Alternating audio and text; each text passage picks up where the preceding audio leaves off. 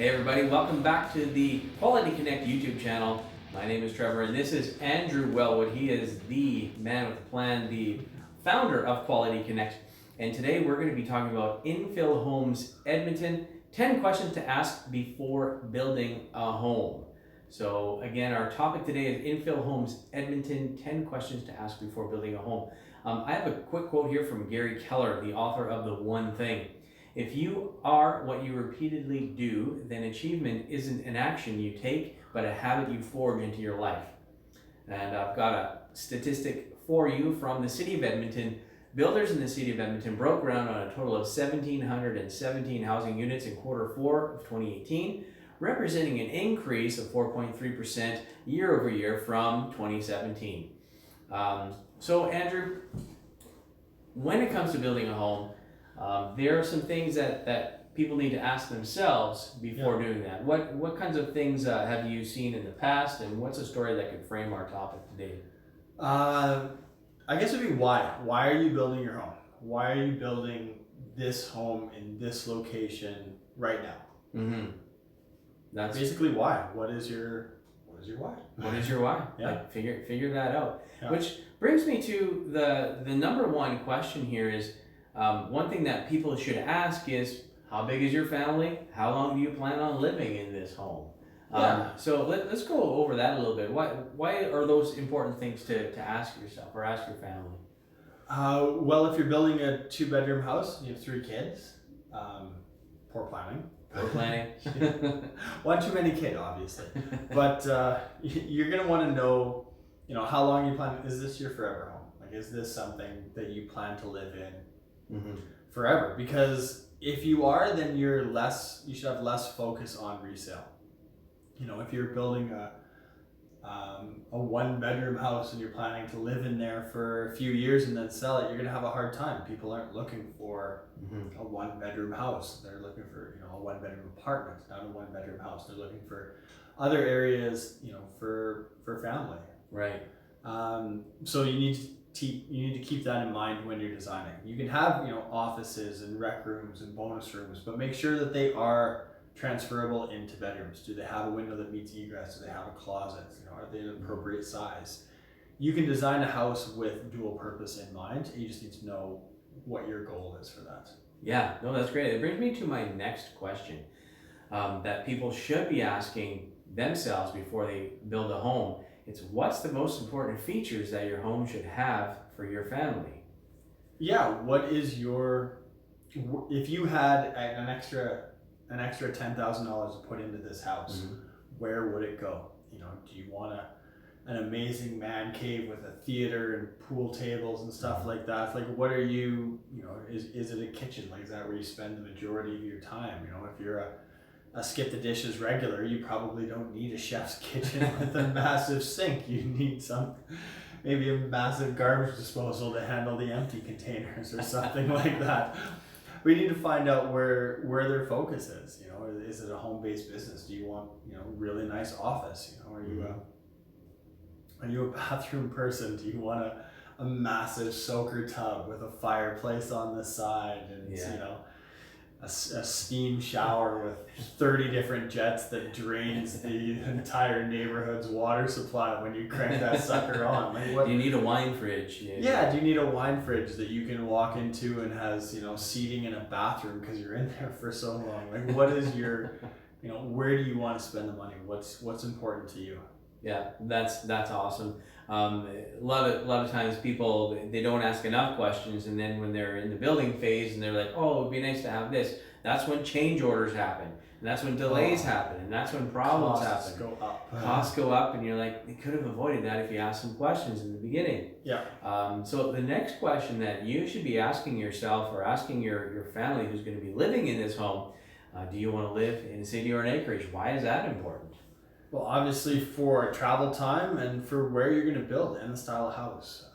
If you're building in the city, building pockets are determined by the city of Edmonton for how much percentage of square footage you can cover based on the lot size. So that's going to determine how big your house is. If you want a bungalow and you're on a 20-foot building pocket, you can have a really, really small bungalow. You know, if you want a big shop and, you know, 6-car garage, if you're going in the city, you're limited to certain sections. If you go out on an acreage, your opportunity is larger. Just know that when you're out on an acreage, the city doesn't have the sewer and water in there already. They don't have power.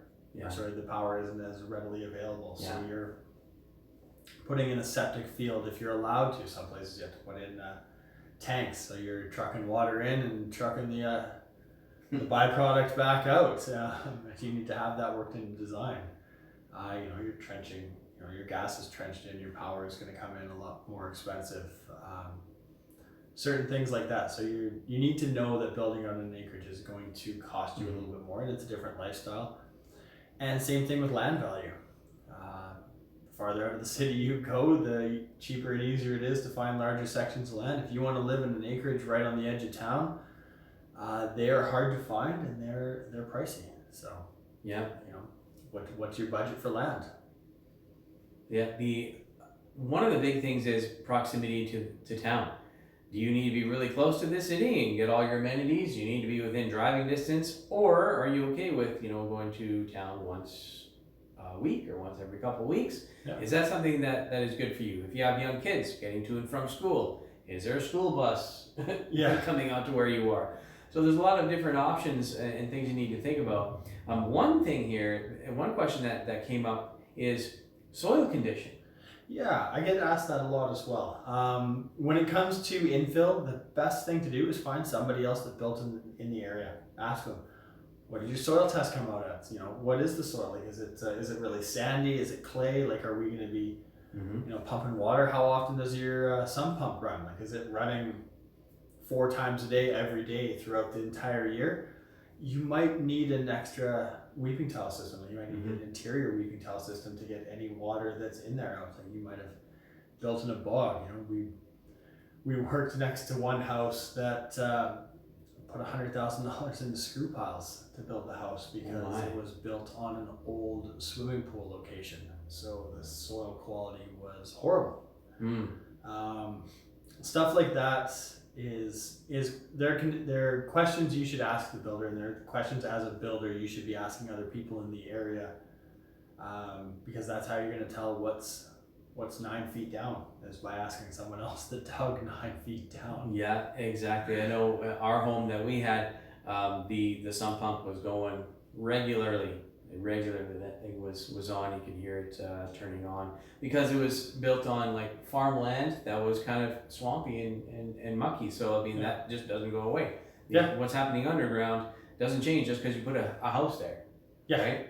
So I mean, you have to be asking these questions. The next question that we have for you, that you should be asking yourself, is what construction materials are important for you, right? So I get that a lot. The funny thing is always, and I always refer back to it, is the spray foam. People are like, oh yeah, I want to spray foam the entire house. I'm like, perfect. This is the dollar amount. I'm like, oh. Well, what about, don't we get a credit for regular installation? I'm like, oh no. This is the dollar amount over and above what regular installation would cost you. This is the extra cost. And they're like, oh, do we really need spray foam in all of these spots? And then the questions start going. So you need to find out what's important to you and where to put it. Yeah. Spray foam in a cantilever and in joist spaces, I always push for that, because it's really hard for the insulators to seal in between every single joist section.